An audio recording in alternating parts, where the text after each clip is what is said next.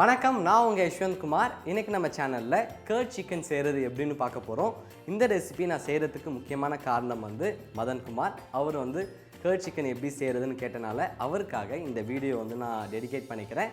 இந்த ரெசிப்பியில் முக்கியமான விஷயம் என்னென்னா, நம்ம செய்ய போகிற ப்ரிப்ரேஷனில் வெங்காயம் தக்காளி ஆட் பண்ணாமல் ஒரு சூப்பரான கிரேவி எப்படி செய்கிறதுன்னு பார்க்க போகிறோம்.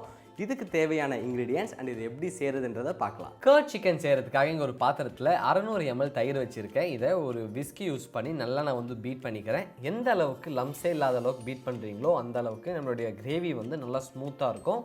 இன்னொரு முக்கியமான விஷயம், நம்ம யூஸ் பண்ணுற தயிரில் கொஞ்சம் கூட புளிப்பே இருக்கக்கூடாது. நம்ம நார்மல் தயிர் யூஸ் பண்ணாலே இந்த கிரேவி நல்லா புளிப்பாக இருக்கும். ஒருவேளை நீங்கள் ரொம்ப புளிச்ச தயிர் யூஸ் பண்ணிங்க அப்படின்னா இது ரொம்ப புளிப்பாயிடும். இப்போ இது நல்லா பீட் பண்ணிவிட்டேன். இதை எடுத்து நம்ம சைடில் வச்சுருவோம். இங்கே வேறு ஒரு பாத்திரத்தில் நான் 2 டேபிள் ஸ்பூன் அளவு வெண்ணெய் சேர்த்துக்கிறேன். வெண்ணெய் நல்லா மெல்ட் ஆகிடுச்சு. இதில் 2 ஏலக்காய், 2 பிரியாணி இலை, 2 கிராம்பு, ஒரு 2 இன்ச்சுக்கு பட்டை, ஒரு அன்னாச்சி பூ சேர்த்து இதோடைய மனம் நல்லா வெளியில் வர அளவுக்கு லோ ஃப்ளேம்லேயே வச்சு இதை நான் நல்லா வறுத்துக்கிறேன். நம்ம சேர்த்துருக்க எல்லா இன்க்ரீடியண்ட்டில் இருக்க மனம் நல்லா வெளியில் வர ஸ்டார்ட் ஆகுது. இந்த நேரத்தில் நம்ம இதில் 4 டீஸ்பூன் அளவு மிளகாய்த்தூள், 1 டீஸ்பூன் அளவு சீரகத்தூள், 2 டீஸ்பூன் அளவு சோம்புத்தூள், 3 டீஸ்பூன் அளவு தனியாத்தூள் மற்றும் 1 டீஸ்பூன் அளவு கரம் மசாலாவில் சேர்த்துக்கலாம். நம்ம சேர்த்துருக்க எல்லா இன்க்ரீடியண்ட்டும் ஒன்றோட ஒன்று நல்லா கம்பைன் ஆகிற அளவுக்கு நல்லா மிக்ஸ் பண்ணிக்கோங்க.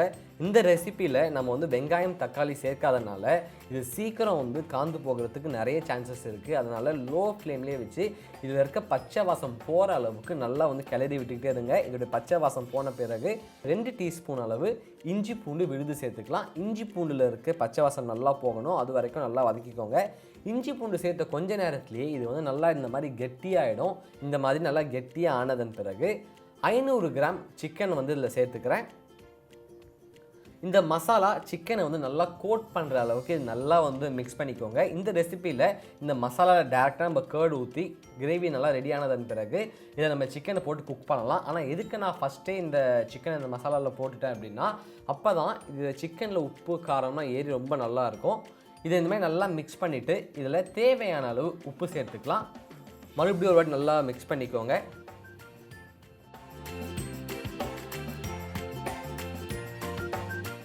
இதை நல்லா மிக்ஸ் பண்ணிவிட்டேன்.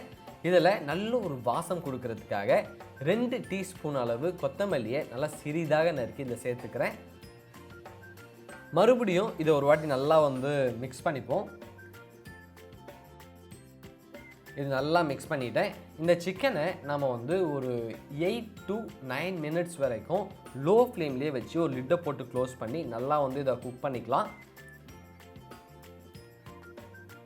ஒரு 8 to 9 மினிட்ஸ் வரைக்கும் இதை நான் நல்லா குக் பண்ணிட்டேன். இதோட லிட் ஓப்பன் பண்ணி இது எப்படி இருக்குன்னு பார்க்குறேன். இது திறக்கும் போது இதோடைய மனம் ரொம்ப நல்லா இருக்குது. அது மட்டும் இல்லாமல் சிக்கனும் ஒரு 50% நல்லா குக் ஆகிடுச்சு. இதில் நம்ம நல்லா பீட் பண்ணி வச்சுருக்க தயிரை சேர்த்துக்கலாம். இந்த சிக்கனும் கர்டோ நல்லா கம்பைன் ஆகிற அளவுக்கு இதை மிக்ஸ் பண்ணிக்கோங்க. இந்த கிரேவியோடைய கலர் இன்னும் நல்லா டார்க்காக வரணும். நம்ம சேர்த்துருக்க பட்டர் மேலே வரணும். அது மட்டும் இல்லாமல் இந்த சிக்கனும் நல்லா குக் ஆகணும். அதுக்காக மறுபடியும் ஒரு லிட்டை போட்டு க்ளோஸ் பண்ணி ஒரு 5லேருந்து 6 நிமிஷம் வரைக்கும் லோ ஃப்ளேம்லேயே வச்சு நல்லா நான் குக் பண்ணிக்கிறேன்.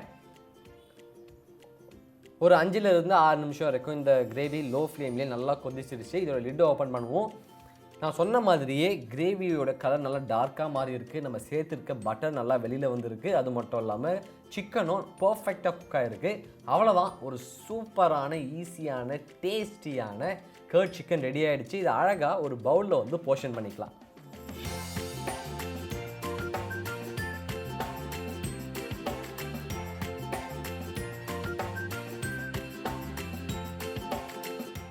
ஒரு சூப்பரான கர்ட் சிக்கன் ரெடி ஆகிடுச்சு. இந்த ரெசிபி பூரி, சப்பாத்தி, பரோட்டாக்கெலாம் எக்ஸலண்ட்டாக இருக்கும். நீங்கள் இதை வீட்டில் ட்ரை பண்ணி பாருங்கள். ட்ரை பண்ணி பார்த்துட்டு உங்களுடைய ஃபீட்பேக்கை கீழே கமெண்ட் பண்ணுங்கள். இதே மாதிரி இன்னொரு சூப்பர் ரெசிபியோடு உங்களை நான் சந்திக்கிறேன். And then bye from Yashwant.